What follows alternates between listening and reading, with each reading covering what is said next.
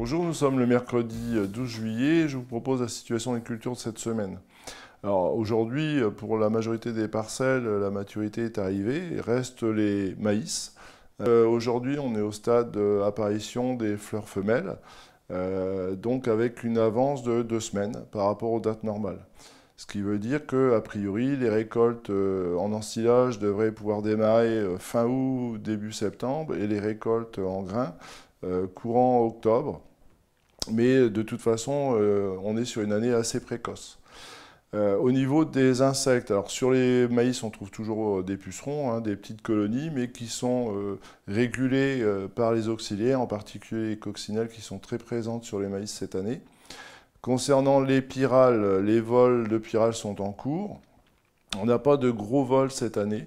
Les pièges qu'on a pu installer dans le département, on attrape peu de papillons. On pense que le gros des vols se fera la semaine prochaine, hein, puisque là, actuellement, avec le climat, c'est freiné. Le retour des températures plus élevées devrait provoquer des vols plus importants la semaine prochaine.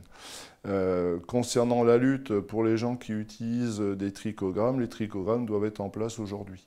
Pour les traitements aériens, les maïs sont très grands, ça risque d'être compliqué. Et puis je vous rappelle que les traitements sont à réaliser uniquement dans les secteurs où il y a vraiment un risque pyral, donc vallée de l'Oise, vallée de l'Aisne, voire vallée de la Serre. Sur les autres secteurs du département, le risque pyral est faible. L'année dernière, les comptages qu'on a pu réaliser sur les parcelles à maturité ne montraient pas des grosses populations de chenilles sur les maïs. Je vous propose cette semaine de faire un topo sur le semis des luzernes. Les luzernes se sèment au printemps, mais la grande majorité des surfaces sont implantées l'été après moisson, donc derrière des blés, escourgeons, colza, etc. Donc un petit topo sur les points de vigilance qu'il faut à tout prix suivre pour ce qui constituera des rappels pour certains, mais peut-être des points à ne pas négliger pour les nouveaux producteurs. Pour commencer, premier point, le choix des parcelles et du type de sol. La luzerne n'est pas adaptée à tous les types de sols. On le sait très bien, il faut lui choisir un sol sain et drainé. Sain parce que la luzerne ne tolère absolument pas l'hydromorphie et même l'humidité lui déplaît fortement. Donc sol sain. Également un profil de sol neutre, hein, en termes de pH, avec une bonne réserve calcique, donc des pH au-dessus de 6,5 si possible. Ça ne veut pas dire qu'avec un pH inférieur à 6,5 on ne peut pas faire de luzerne, mais il faut savoir que dans ce cas-là, il faudra inoculer la semence, et je reviendrai plus tard sur ce point, et également apporter du CAO pour satisfaire les besoins de la plante. Alors pour avoir un petit repère, il faut à peu près 30 kg de CAO par tonne de matière sèche de luzerne exportée. Autre point à aborder, donc le choix variétal. Alors je m'adresse ici un peu aux retardataires parce que au jour d'aujourd'hui, pour ceux qui veulent implanter une luzerne là, cet été après moisson, normalement le choix variété est fait et même les sacs devraient arriver en ferme. Toutefois, quelques critères quand même importants à savoir quand on choisit une variété de luzerne. Le premier, l'essentiel, c'est la dormance. Elle se note de 1 à 12. Hein, toutes les variétés ont une note. Les variétés notées 1 sont très dormantes. À l'inverse, les variétés notées 12 sont peu dormantes, voire pas dormantes du tout. Classiquement, on distingue les variétés selon le type nord ou le type sud méditerranéen. En termes de référence par rapport à la notation, les types nord qui s'adressent plus à nos climats, ce sont des notes inférieures à 5, 5,5 au maximum. On retrouve plus classiquement le gros des variétés autour d'une note de 4, autour de 4, 4,5 en termes de dormance. C'est important la dormance parce que ça note la résistance au froid. Il faut choisir un type nord chez nous qui résistera mieux au froid qu'un type méditerranéen.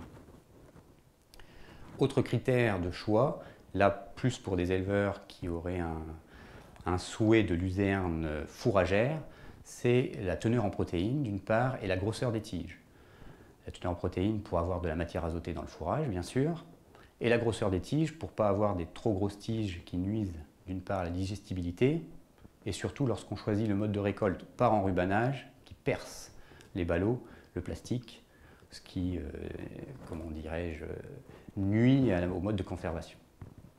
Et enfin, le dernier critère de choix variétal, c'est la résistance aux maladies, et notamment la résistance à la verticilliose. Alors, quelques noms de variétés pour vous donner des indications, cette petite liste qui n'est pas du tout exhaustive. Déjà, le nom de la variété référente, Galaxy, par Jouffret de Rio, donc autour desquelles toutes les variétés sont comparées. Et puis quelques variétés qui sont récemment inscrites au catalogue, qui ont moins de 3 ans, et qui s'annoncent comme avec des beaux potentiels, soit en termes de protéines, soit en termes de rendement. Alors je citerai Étincelle pour RAGT, Bardine chez Barenbrugg, Si bémol pour Semences de France, Mezzo chez LG Semences, ou encore Nectarine chez Graines Lloras, mais cette petite liste, encore une fois, n'est pas du tout exhaustive. Après le choix des variétés, vient le temps de l'inoculation, dont je vous ai parlé en introduction. L'inoculation, c'est la mise en contact de la semence de luzerne avec une bactérie, Rhizobium meliloti, pour favoriser le fonctionnement de la légumineuse via les nodosités. Donc, cette étape un peu fastidieuse consiste à mélanger un petit sachet de bactéries avec de l'eau et mélanger le tout avec la semence.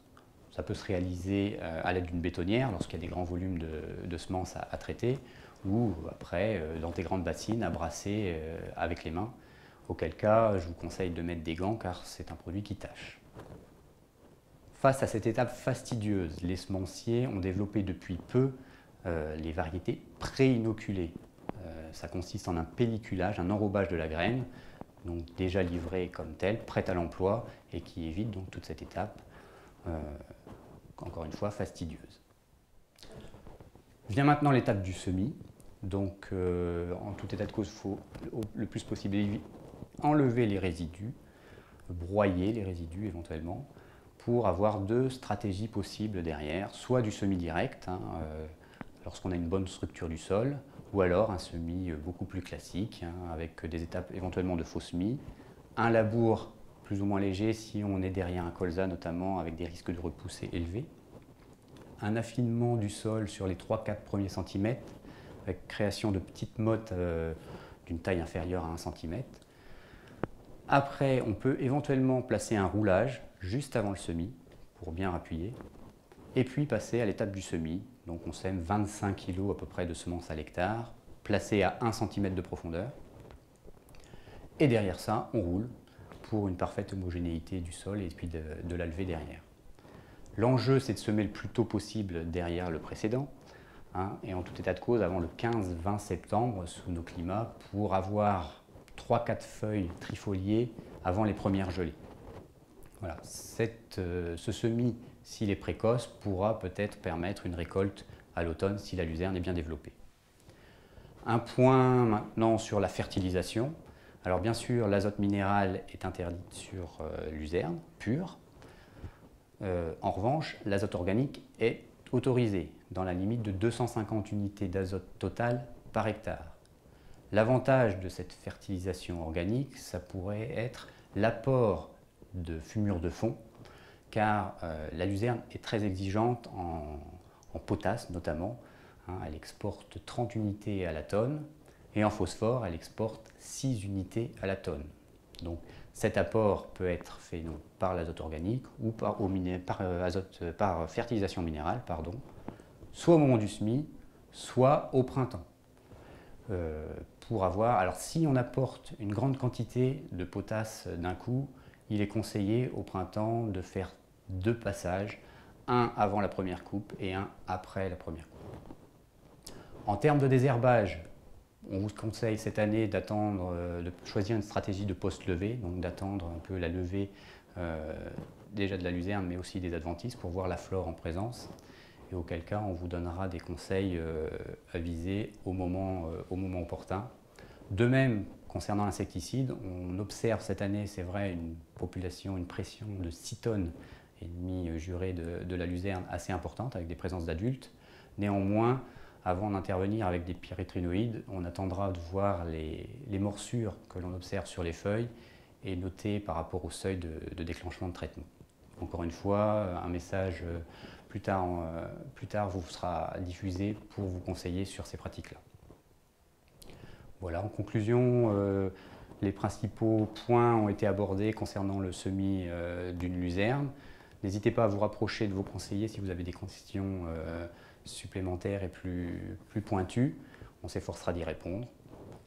Merci et puis bonne semaine à tous.